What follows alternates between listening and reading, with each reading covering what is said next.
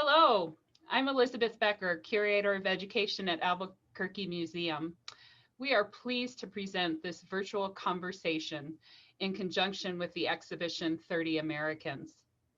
30 Americans presents compelling art from three generations of African American artists, collected by the Rubell Museum in Miami, Florida.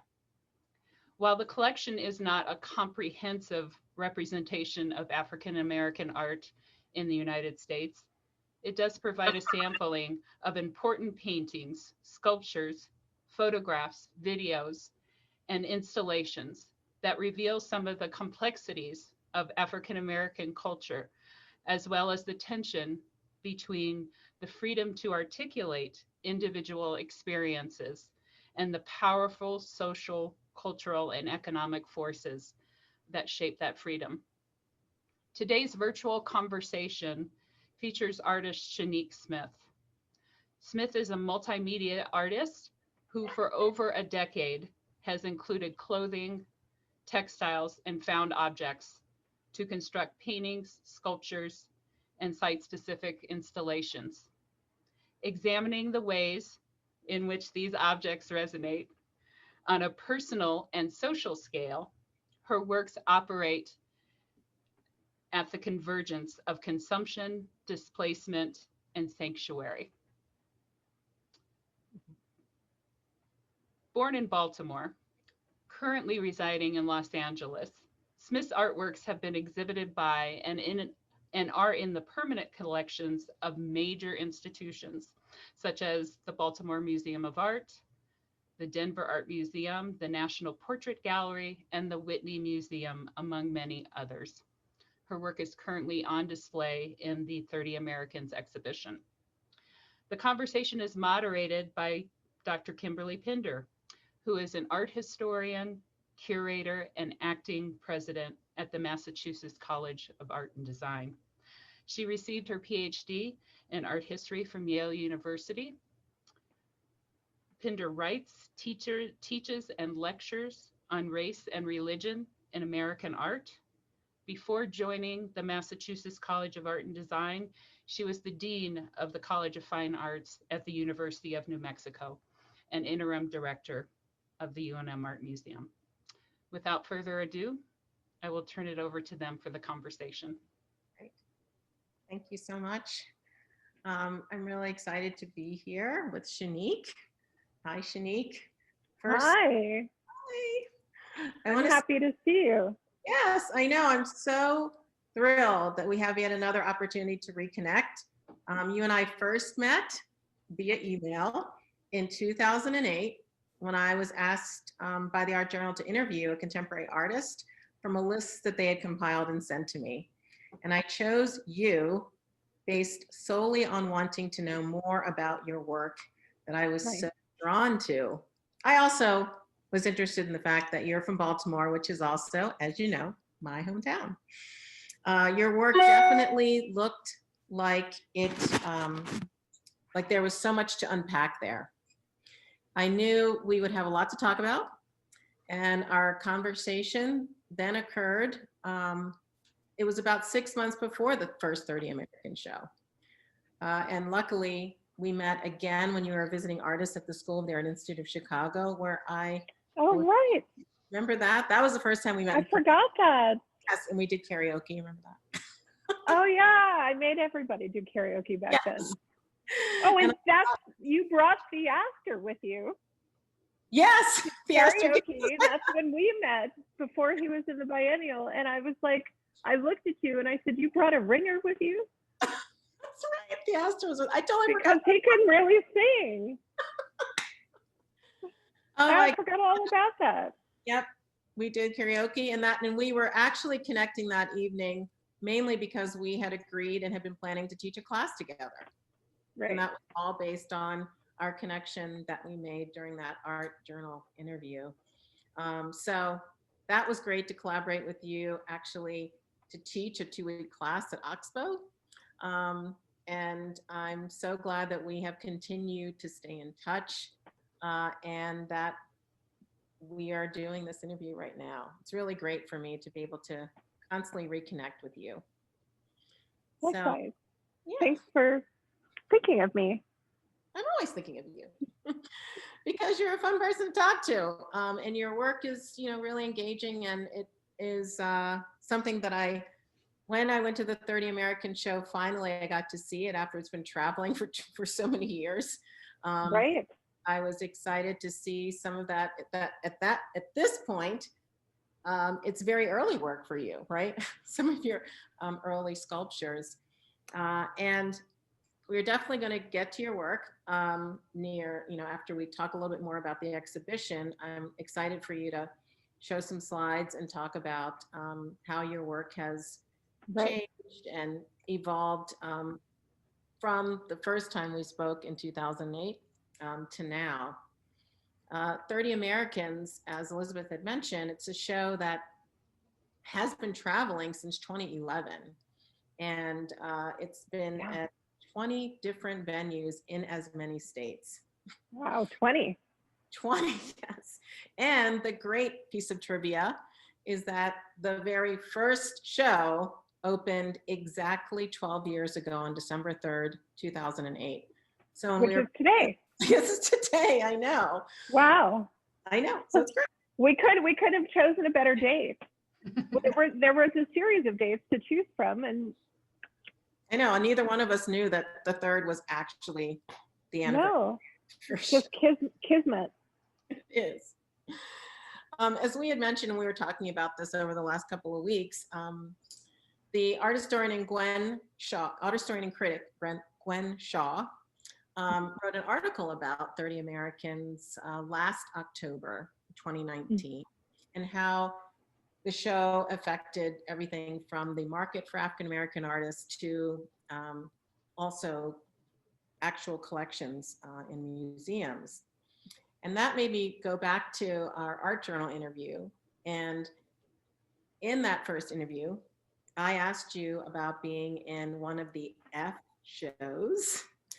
And it seems like ancient history now, right? That all the big hoopla that was around those shows that came out of the Studio Museum, starting with Freestyle in 2001, and then there was Frequency, and that's what you were in, and Flow, and a few others. And they really kind of took the art world by storm. Yeah. And I asked you about, so wow, you were just in the show. What do you think about it? And well, it wasn't just. What? Oh, that's right. The F show was in 2005. 2005, right? So it was 3 years before. Right. And I'd asked you about that, and I'm going to quote you here. So you said, because there was so much about these shows are making people, Yeah. That, quote, "There's no one show that makes or breaks your career. It's a string of shows and evolution, the work that affects movement." That was what you said then. So my question for Sounds you mature. is did 30 Americans or any other show, because you've been in so many, so you have been kind of part of this evolving moment for African American art. Did any of those in the last decade or so change your mind about one show? Yes. Well, not one, but it's still a collection of shows, I think, but they were important shows to be part of. Frequency was a pivotal moment and turn in my career as an artist entering the exhibition world, the art world. And I feel like the Rebels probably knew my work from Frequency and from Thelma. So being a part of Frequency, I would say being a part of 30 Americans, being in the new museum's opening exhibition on Monumental, which was about, I was showing my sculptures then, and also maybe being in, a couple of other shows along the way have helped open my work up to a broader audience and to be in conversation with particular artists. I think they have been fruitful and impactful Mm-hmm. for my career, I think. So definitely Frequency and 30 Americans were a big deal for me, and the artists that were part of it. And you were kind of right in that when we were having our interview, like seeing that unfold for you. And Exactly. you were also in so many, kind of small and large gallery shows, right, during that time. Group shows. We had mentioned, like last night you were talking about a couple of shows that you were in, for instance, with one other artist that was also in the Rebelle collection.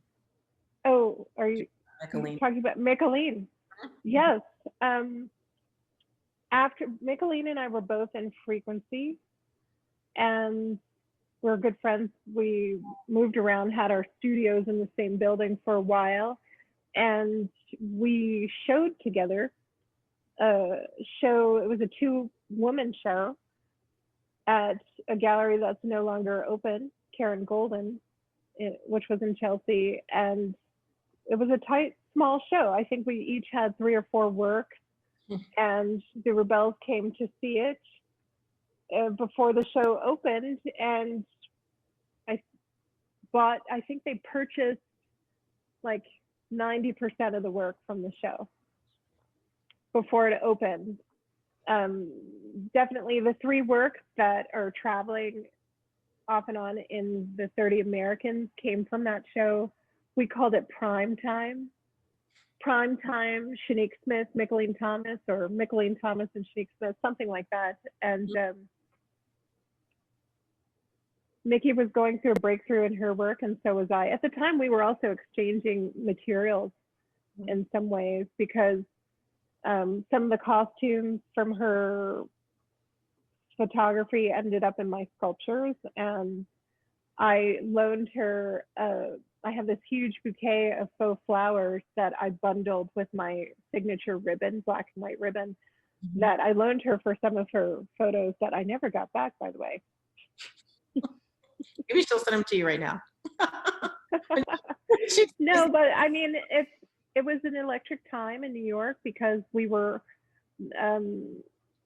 all at the same kind of stage, burgeoning careers, and living very much in close proximity to each other, going to openings together, Wageishi, Micheline, Kahinde, Hank,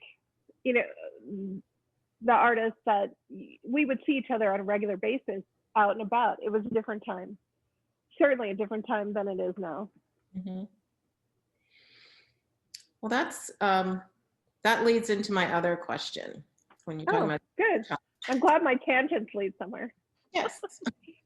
Tangents are I can always wrap them in. Thank you. In many ways, the 30 American show is like a time capsule, right? And that's exactly what you're saying. It's like it sort of captured that moment in many ways, because that was what work was in galleries. That was what work was available to purchase. And there was that synergy that was happening with so many Black artists. Well, not so many, in the context, not so many, but there definitely was some synergy that you're talking about, where there are a number of Black artists being shown together, being shown in multiple galleries in New York. And most exhibitions are only accessible after they're up via a catalog or a video. And after they're up and down, especially a decade after they have opened. And that's what I find fascinating about 30 Americans, is that because it's consistently been on view in different iterations, obviously, like for instance, you were telling me before that, you've seen different sculptures from the Rebelle collection being in different installations of this show. Mm-hmm. So it was so important in 2008. Remember, there was so much made about the fact that it was called 30 Americans and not 30 African Americans.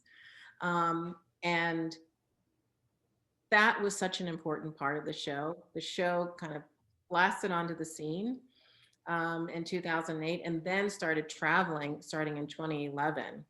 So what do you see as, again, this idea of a time capsule and what it meant for that show in 2008 versus maybe today, especially in terms of the climate, politically and otherwise, in which the show opened? Well, I think 2008, obviously, you know, the rebels had been collecting these works over a long period of time. Not everything was being made at that moment when the show opened, but I think their collection habits had reached a critical point where they saw something and, you know, as a collective coming together and perhaps had some advisement. So, because there are older, much older works in the show from Basquiat and such, and I don't know when Basquiat entered their collection versus me. I know it was over a gradual period of time. All that being said, and I know that they've collected since then, but they haven't added to that exhibition, and they've kept that container, which I appreciate, because it's a really great collection of works, to be honest. I feel so. Like Nick Cave's sound suits, you know, Nick was in Frequency as well. I mean, actually, a lot of people were in Frequency. So, I mean. And that was the first time I saw your work in person too, was in the Frequency show. So. Actually, I think that the sound suits that the Rebels have were in the Frequency. I'm not sure. I can't speak to that. I know one of Mickelee's works from Frequency is probably in. Anyway, as a time capsule, I think that the issues and ideas that we're all working with are still valid, or what's the word now? Relevant today. Definitely ideas of identity, racial inequity, displacement, homelessness, political injustice, decoration, culture, you know, ancestry. I'm just going through a list, you know, the artworks in my head, you know, like urban mythologies that reach back into ancestry and pull things forward. There are a lot of connections, I think, that cross over between what's abstraction and what's figuration within that group of works. I don't know if I'm answering your question, but then to now, I think it's still relevant. And I think it's great that it's still traveling. And perhaps because it's been traveling so long, it's also, you know, because it's been traveling a decade's worth of people in what you said, 20 venues, 20 cities, become acquainted with the artists. And I haven't seen a show travel that long, let alone a show of African-American artists. And I think that has helped everyone's career who's part of it to a certain degree, and also perhaps inspired the museums to collect as well, to create events and talks around the show like this one. And also inspire, you know, another generation of artists over this last decade. Yeah, I love that you mentioned that. Good job. The acquisition part was awesome, because you had said to me that your work ended up, I mean, how was your work in particular affected with some of these venues? I don't. Remember you said you had like a show after one of them? Oh, yeah, I did actually. Works were acquired. Yeah, 30 Americans went to the Frist in Nashville. And a couple of years later, I had a solo show there. And I'm sure that that's happened for several of the other artists where they've shown also, you know, I can attest to my situation that I think the curators became more acquainted with my work through exhibiting it during that show, because they said so. Whether or not that's been the case for everybody, I'm not sure, but definitely, you're right. I forgot about that. I mean, for me as an art historian, that is like so significant that, and again, we can go through the history of art where collectors, supporters have catapulted or at least enabled the exposure of certain artists that would have not been known. That's just a long history of that, you know, going even back to the Middle Ages Right. with patrons. But what I love about this in particular for African American art history, that, you know, one of the challenges for so many African American artists and through the history was access to artists like them and that type of work. You know, so one of the first art history books, Negro Art, Modern Negro Art by James. I have that. Yes, I mean, it's an iconic book. And James Porter wrote that because he was an artist and he didn't see any, he didn't have any resources. And that Samela Lewis survey, you know, these are all books I've used in my classes that we all have. The Samela Lewis survey of African American art, the same thing. She was an artist and she was looking for resources, looking for models. So they took it upon themselves just to create that bibliography essentially, and also that exposure. So and I'm grateful for that. I'm sorry? I'm grateful for that because I remember when I was in school, looking for examples of things. When I went to Maryland Institute College of Art, and also when I was at the museum school in Boston, I went to the library specifically looking. Then my work was very about the figure. Mm-hmm. And I was looking for portraiture, and there were like this much in the library.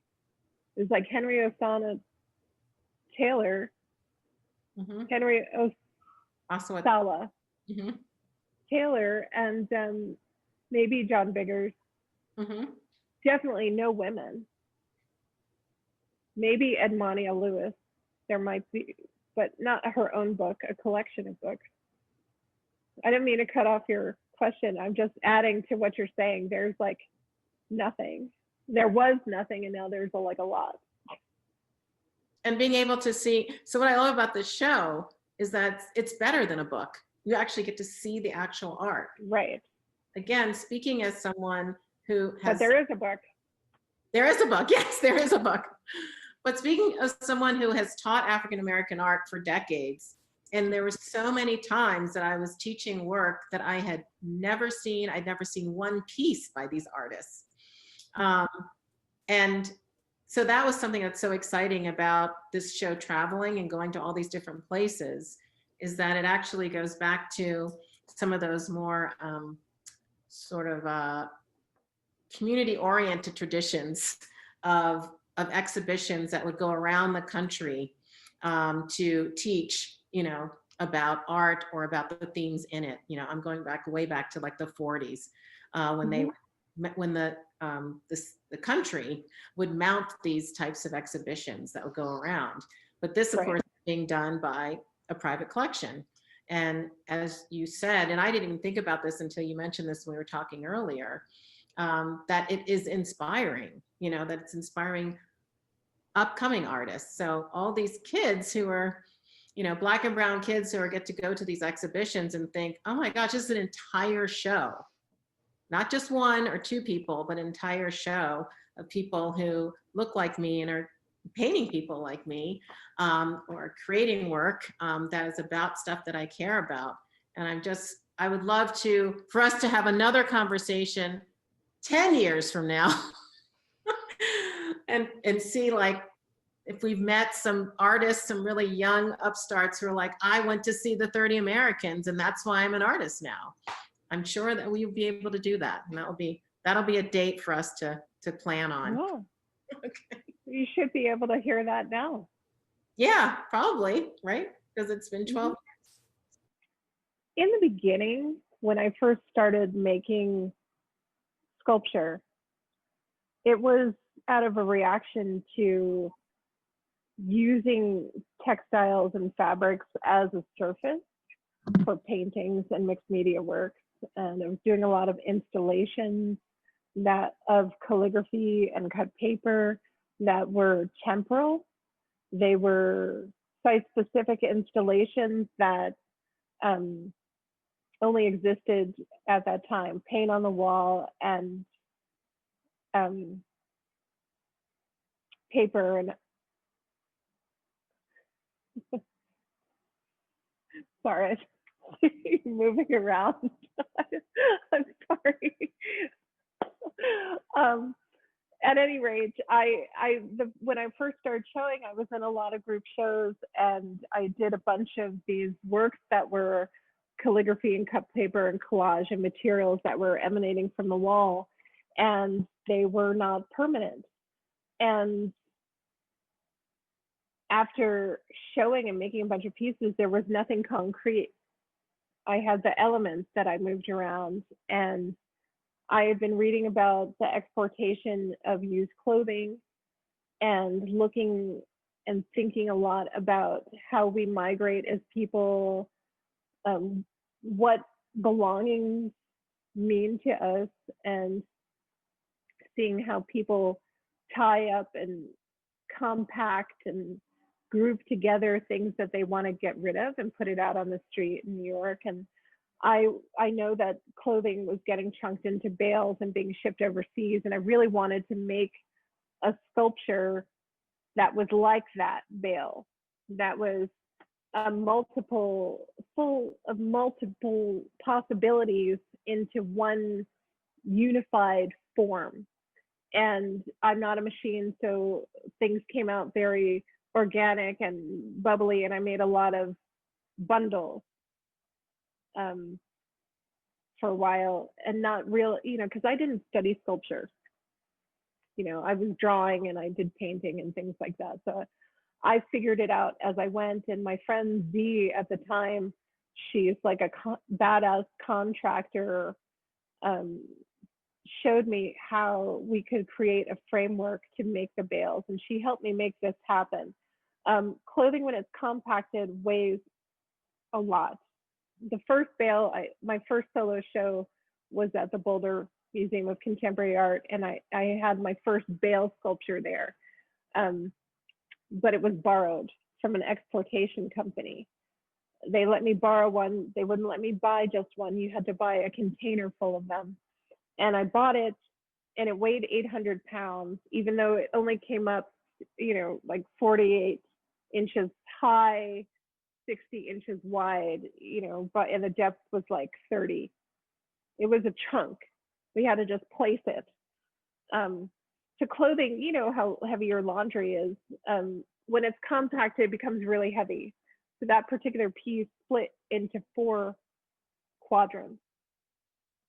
And I started using these panels of wood in different shapes to bundle onto wood, treated coated wood, and then bolt them to this frame.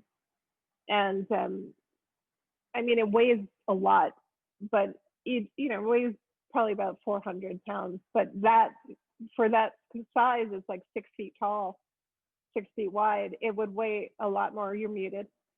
So it's hollow inside. It's hollow inside. Mm-hmm. It's hollow inside, and it breaks into 4 pieces so that I can move it around. And the same thing with the piece on the right. My studio at the time, this piece is like 20 feet by 14 feet in the air. I had started thinking about gravity. I was reading Calvino. It was a book that we passed around when I went to Skowhegan, the 6 memos, and thinking about lightness, weightlessness, in terms of material, and how, I could play with things that are heavy and light and create this cluster. the detail? Is the next slide is the detail of that, right? The hanging piece. Yes. Yeah, that's great. And went ahead. Yeah, so this piece, at the time, I had a studio that was 500 or 600 square feet, and I made this piece there. It was in a basement. There was a domestic scaled elevator. So it broke into 30 parts, something like that, each individual like bundle. And there's like a metal gate in it and all kinds of there's a chair, there's all kinds of things thinking about, at the time I was thinking a lot about, transience and domestic objects and these things that we, consume and that make us feel like we matter or we belong or we, make us feel comforted in some way, blankets, pillows, things like that. Anyway, yeah, those are thoughts that I still have in my work, and I still make large things, and I still use accumulation to make bigger things.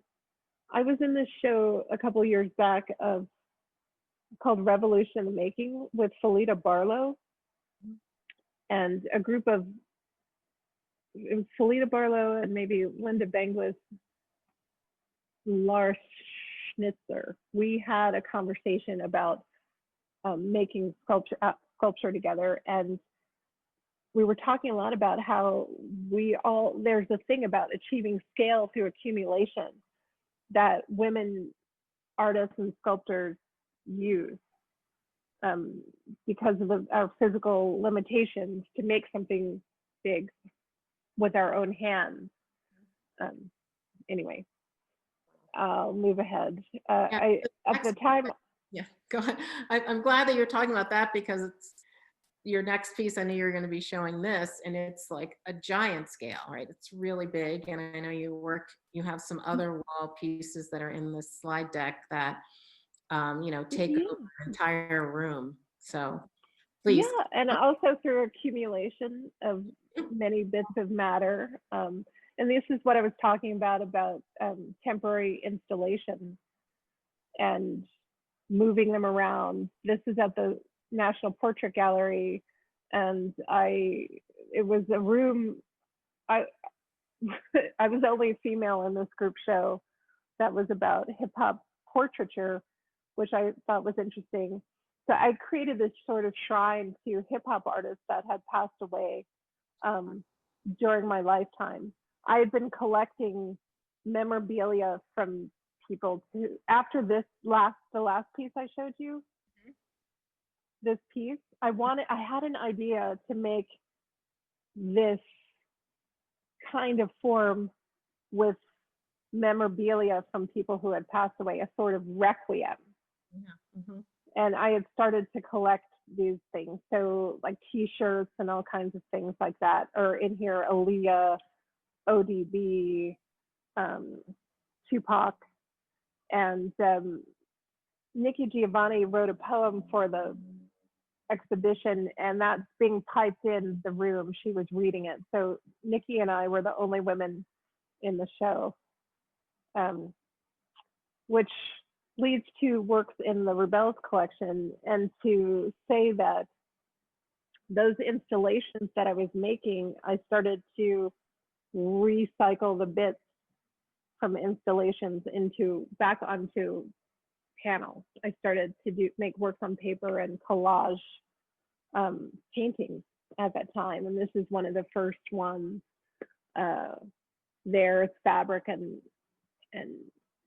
printed matter, and there's like an Orioles t-shirt from Baltimore in there, and in here there's like, this is the top of a halter dress and all kinds of things, studs. Whoops, I didn't mean to do that. But when it came to, so that's called Menagerie, and the one on the right, A Bull Arose a Tempest, I used when you collect things and you're making a piece about death or thinking about mortality in that way, I had collected a lot of things, from Princess Di, Kurt Cobain, not just hip hop artists. So I made this piece with all the elements, like as the beginning of the Requiem, all the elements that I had of Tupac, who I went to high school with in Baltimore at School for the Arts. So it was semi-personal. And, there were these sneakers, Tupac sneakers, and that are in it, and different T-shirts. Some of the memorabilia that people make are kind of irreverent. And anyway, I don't know if everyone can see, but there's his face right there. Kind of on the side. Yeah, right where you're pointing there. Yeah, and on the other side too, there's another T-shirt and different stuff, and his image is on the shoes in here. Yep. Oh yeah. So, I hadn't, I'll move forward a little. I hadn't reconciled at the time. I was starting to try to reconcile this calligraphic mark and the act of tying and bundling, but they were pretty much, side by side, sometimes not existing in the same space. And this piece, that was built on a bar stool, is called Crone Huntress. And I'm really into mythology and things like that. I think Lord of the Rings had come out, a few years back, and reminded me of some of the other mythologies I used to be into. So this piece very much became a deity. I had made a couple of other figurative works that were, guardians, warriors. This one has one of my Tai Chi practice swords bundled into it. Well, these are the works from the Rebel collection. And this reminds me of something else I really wanted you to talk about, and that's, again, now we've gone from scale to the body that comes and goes in your work, or maybe it never goes. I mean, when I look at a lot of your pieces, I'm always looking for a body in them, whether it's there or not. And maybe that's just the 3D element of it. But I'd love for you to talk about your actual performances when, again, this idea of making a line, making a mark that you were talking about, the calligraphic line, that is in a number of your wall pieces as well. That if you could just talk a little bit about actually using your body to make a line. Okay. Well, yeah, let's talk about body. I mentioned before that when I was coming up in school, it was very much about portraiture of the figure, rendering, and I had a traditional background where you couldn't, we couldn't even delve into abstraction unless you understood how to render life, light, shadow, things like that. Anyway, that's very much a part of how I see and how I think, and my hand, that informs my hand. Graffiti informs my hand, because I tagged when I was in high school and I studied Japanese calligraphy. So, years and years of drawing and things like that, they all come together in the gesture. So when I said I wanted to make abstract work and I was moving away from the figure, I thought I was moving away from the figure, but you can't. I know I can't, because my work is very much about my physical presence, the length of my arm, the way that things are tied, the act of making, my body is always present, and you always see the evidence of that. But also the materials that I use have also been worn or were made to be worn, and I have to hold them close to my body when I'm making them, tying and such. So in 2004, I did my first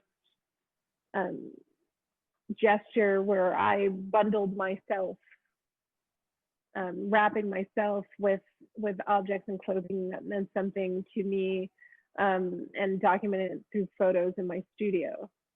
And this image is a few years later, after the deity, when I was in residency at the Headlands.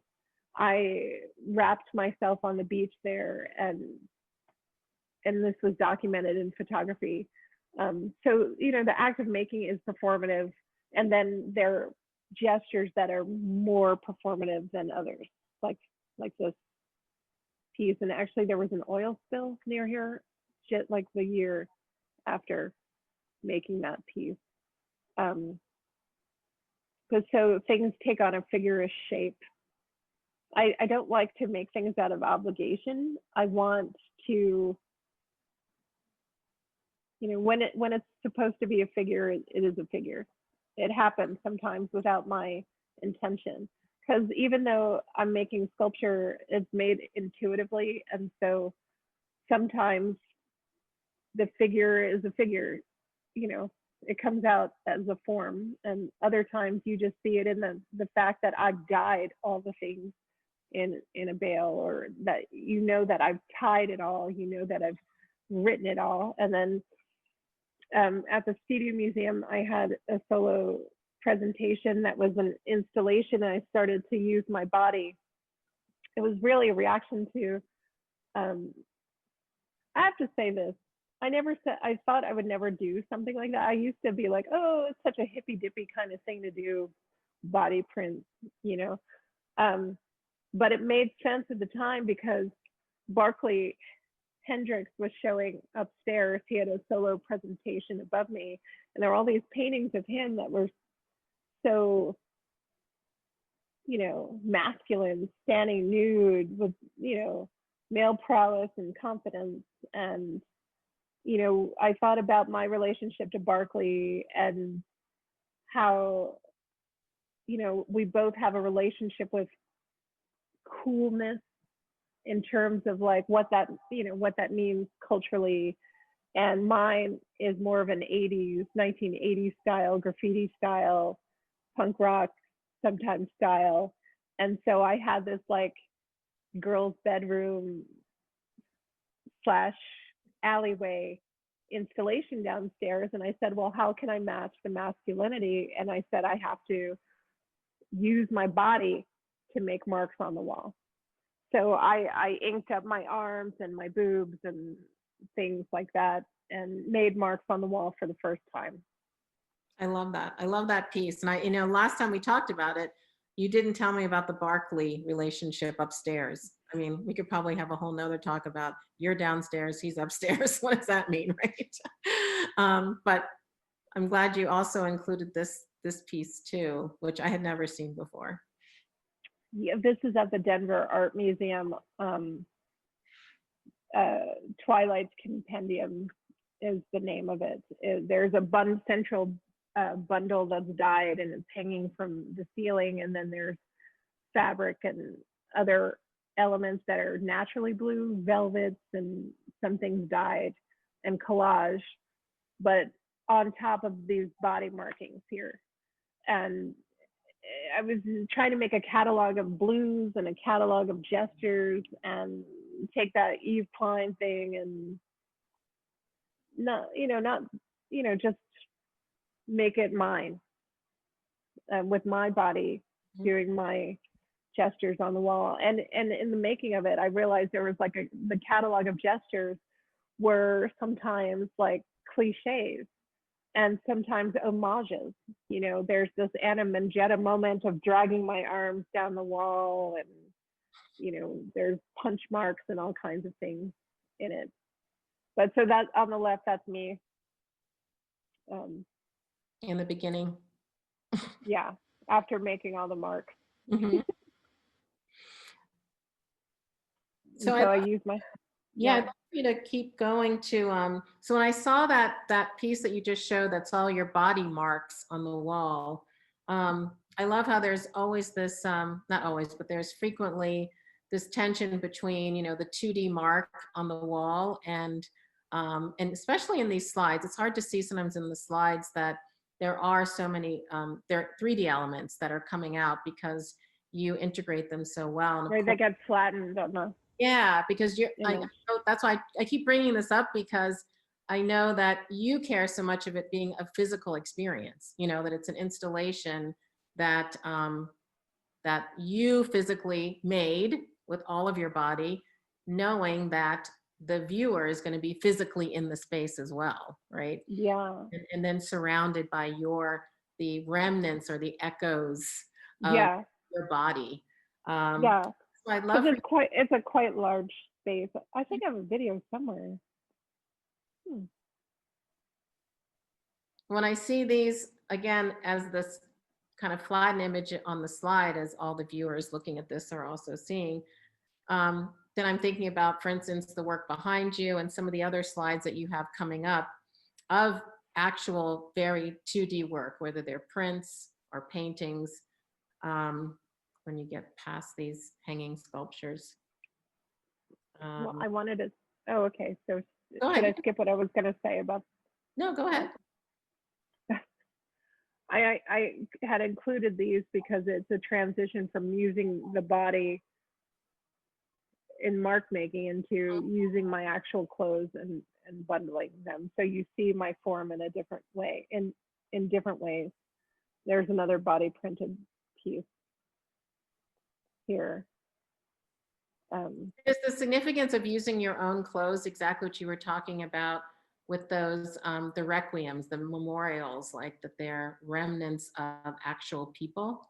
Or is it just because this is what you had around? Nothing is just because I had it around, because the things that I have around are very specific. Mm-hmm. I have a specific, taste and proclivity, like interest in patterns and things like that. These are particular, that the left was my opening dress. Yep. You'll see that there are a lot of portraits and photos of me wearing that dress. And when I retired it, I made homage to it in a way, and to my own curvilinear my nature. And these are my work pants, which when I put one above the other, it was like, as above, so below, kind of the fool, the image of the fool. So I don't know where you want me to go, or I'd like, maybe you could move on to those very recent works, from 2016, that also still have something on the wall, but now you're making the mark a piece of sculpture.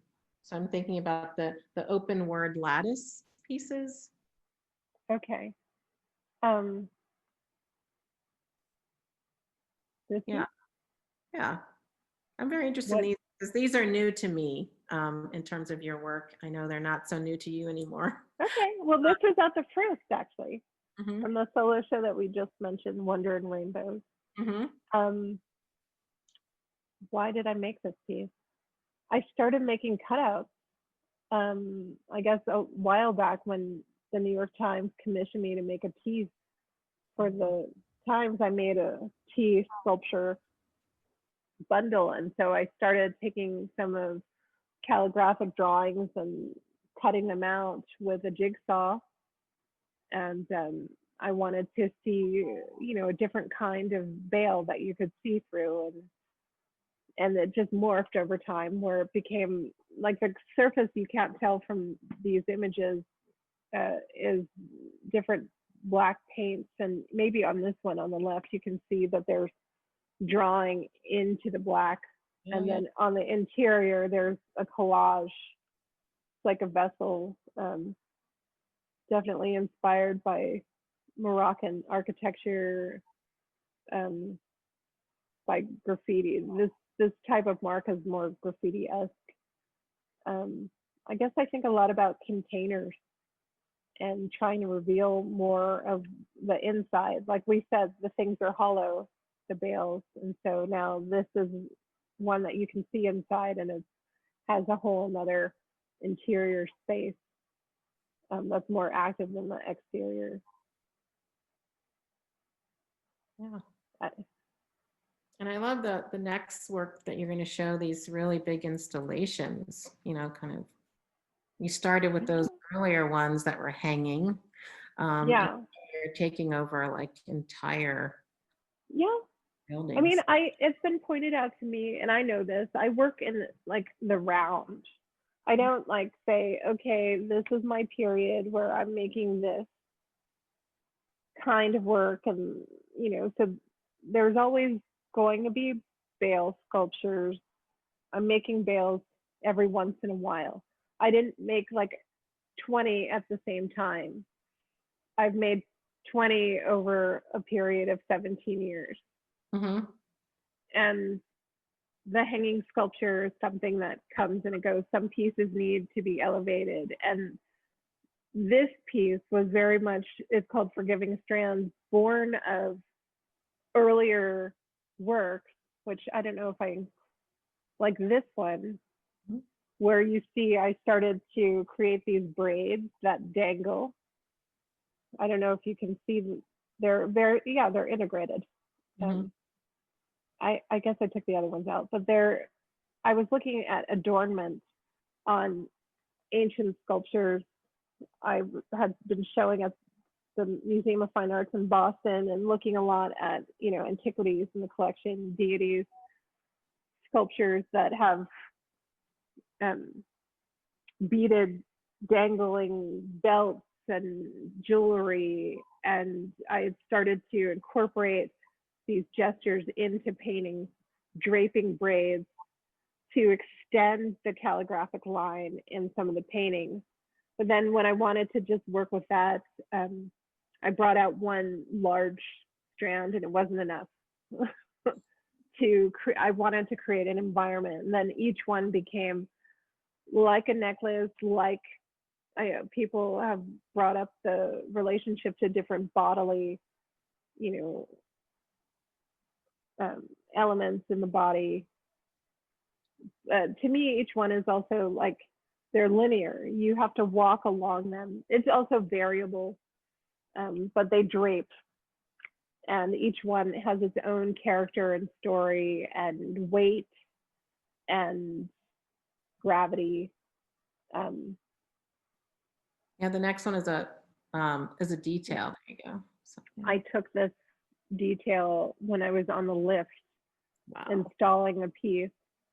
So, you know, again, like I recycle sometimes things that I've used for other pieces, or that were failed parts that I kept from other works that I unraveled, because, you know, I don't believe that everything I make is awesome right off the bat. So I kind of, there are things that I have to take apart, you know, you have to be able to destroy in order to create. So, but I keep some of those elements, and that's some of what's integrated in this image. Yeah, and the next slide you have, this goes back to scale. I mean, I had to look at this one that you're going to show next for a while to figure out that there was a person there. Yeah, and so I don't want to, yeah, it's true. This is huge. It's a 40-foot wall. And, you know, in between this years since the, you know, 30 Americans Open, I've also done a lot of public works that are, you know, large scale murals, 70-foot walls, working with fabricators and painters and stuff. This one I painted, this 40-foot wall. And I started working with mirrored dye bond, which is, it's like acrylic mirror, but it's backed with aluminum, so it's not, it's a high grade, but it's lightweight. It's not as fragile as the glass mirror. And I had them cut. I had the mirror cut in shapes similar to the open word lattice, the black piece that we just looked at. And I had a geometry. Sometimes there's a geometry underneath the painting that we charted out on the wall, and that these pieces fit into the geometry. And then I freestyled the gestural marks that are there. And above it, there are a bunch of hanging sculptures that you can't see in this particular image. But I also collaborated with an aerialist who performed. She became one of the bundles on the silk, 30 feet in the air. Wow. And for the opening. Can you go and show exactly where she is? Just point with your mouth. This pink Yeah, now. See this? You see this white silk here? That's what she's Love how that becomes like, the silk is just, it looks like another gestural line, that. I know. Amazing. It was a dream come true, and she's so strong. She's a little thing, but her hands, super strong. I thought my hands were strong from tying. But as you can see from this image, there were multiple bundles, and she performed amid them. I think I have the video available on my website. I'm not sure. Tempest. Her name was Tempest. Oh, perfect. This is Mocha Jacksonville. Oh. And I see that that in another one of your images, that's a really big wall piece. Now I understand that that's also using that mirrored material, right? Yeah, these are memories of my youth. Is that it? Yeah. Mm-hmm. These are works that I've been making this past year, last year, trying to uncover the gesture more and let it live in and of itself. And coming for me, when I always go back to black, I go back to drawing, and I go back to black as like a color and an energy, it's primordial. And so I made these gesture works using mop brushes that were part of a show I had last year at Miami and with the UBS. This is the piece that we were talking about. It's 7 panels, it's 28 feet. And so, yeah, I incorporated some other of that mirrored dye bond, and it casts reflections. When the light hits it, there's a pattern that is reflected on the wall, but it also mirror takes in the room. I like to use reflective elements in my work so that it takes in the color and pattern of the environment. But with a piece like this, because of its length, this narrative length and scale, you walk along and time passes. You pass by yourself several times.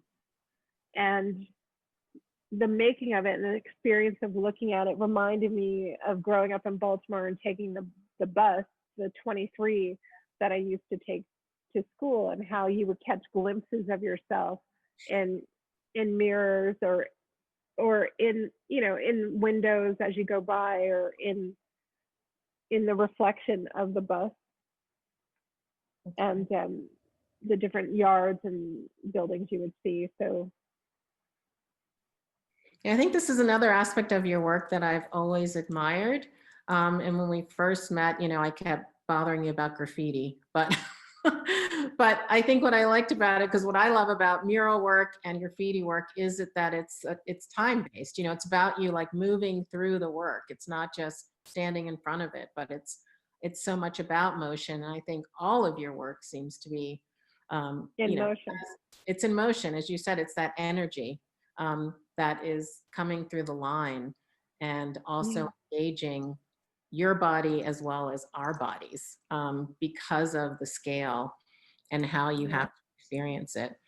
So I actually would love for us to end with your last performance, your latest performance. Can we do that?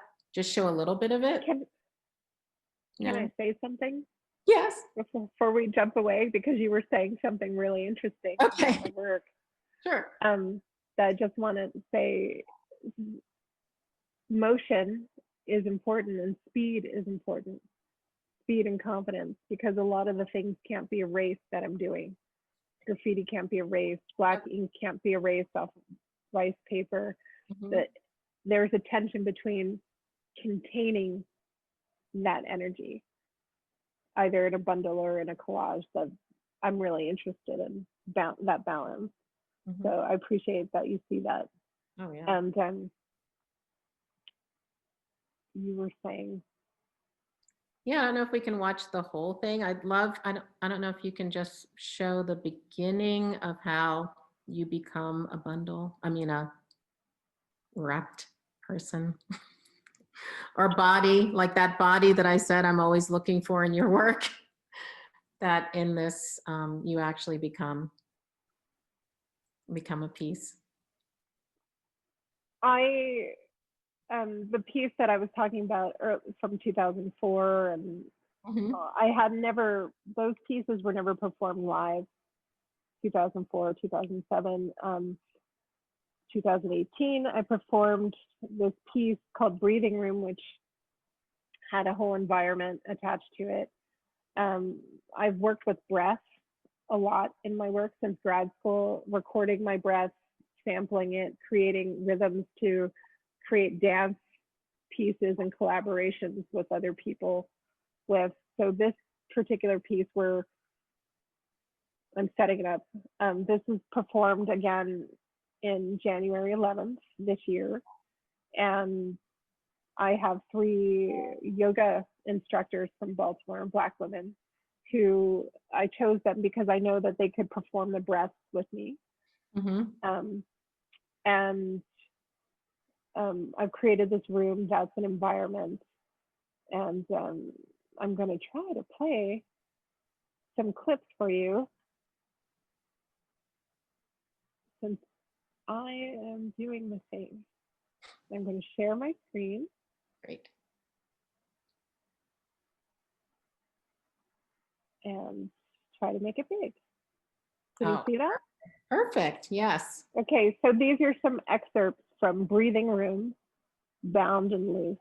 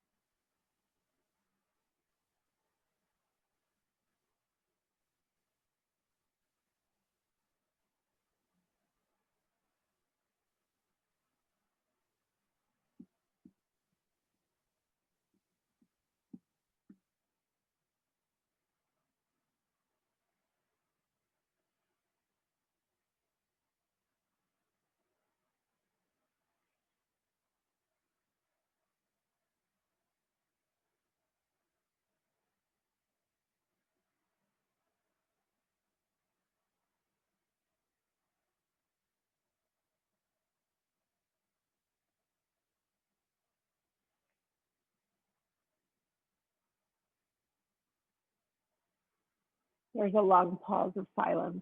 It didn't freeze.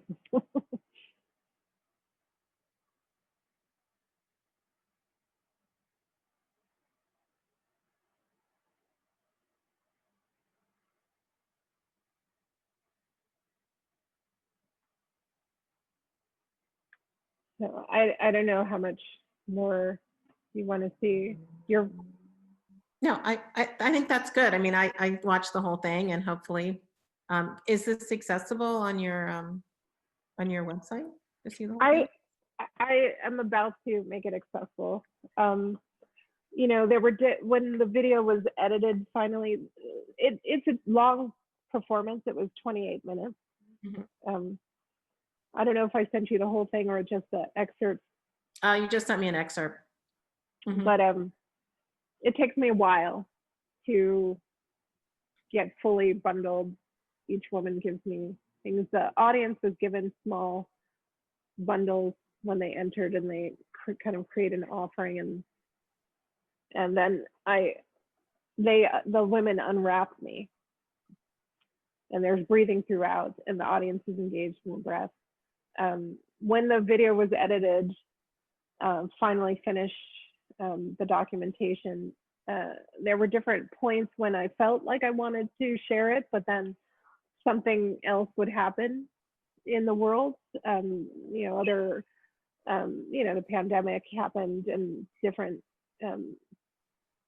horrifying situations of police brutality, and it's not that I wanted it to have its own space, even though it relates in some ways to that, like the breath, and you know, when you breathe in and when you breathe out, there's a moment there you have an absence of breath.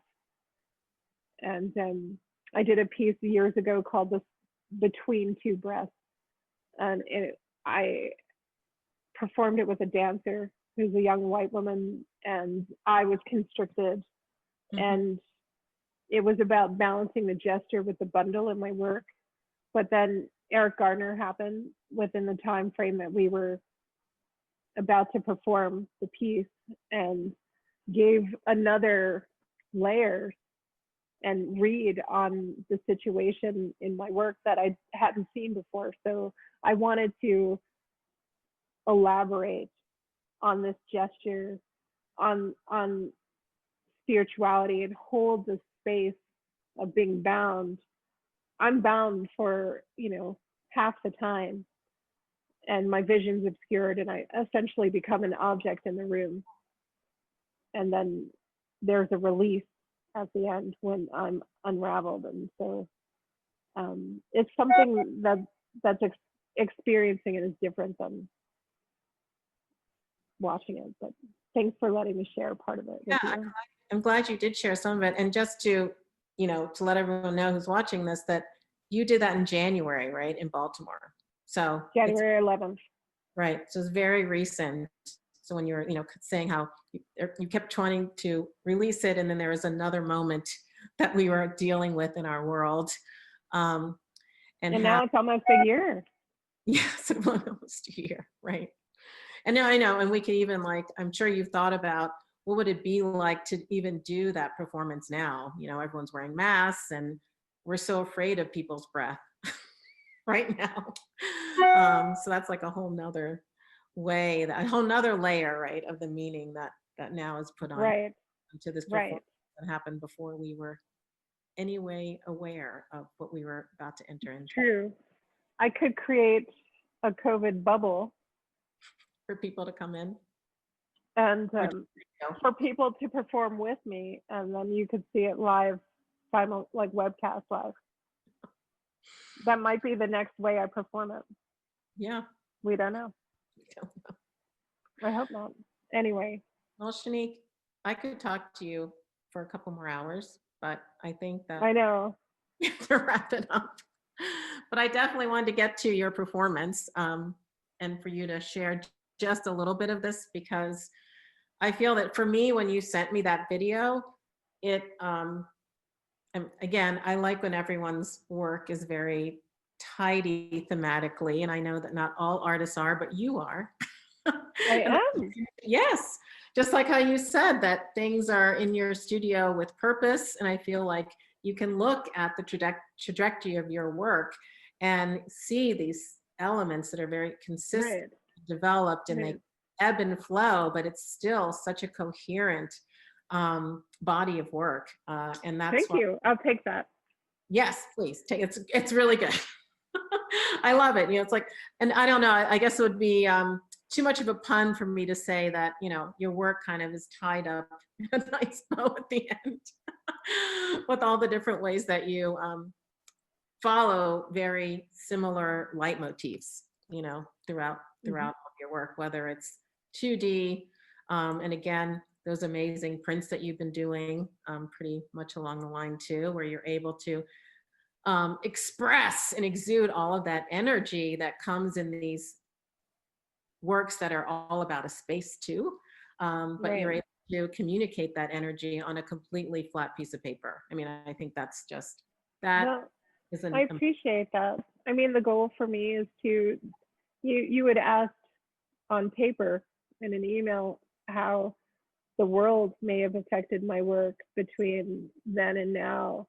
And I think that I am always swayed by the world in a certain way. You know, I think we distill what's going on around us, and that the gesture and the energy of the work is for me to like transmute whatever pain, poison, you know, drama, love, joy, all of it wrapped up, you know, together. So thanks for that. yeah, well, thank you. And I don't know if, I think Elizabeth wants to come back on and There she make is. sure to remind us that Oh. you can go see some of Shanique's work. Yes. So thank you so much, Kim and Shanique, for that fascinating conversation about the exhibition and Shanique's work. 30 Americans is on display at the museum through January the 3rd. So please come down and see it at Albuquerque Museum. So thanks to everybody and have a good night. Yes, thank you. Thank you.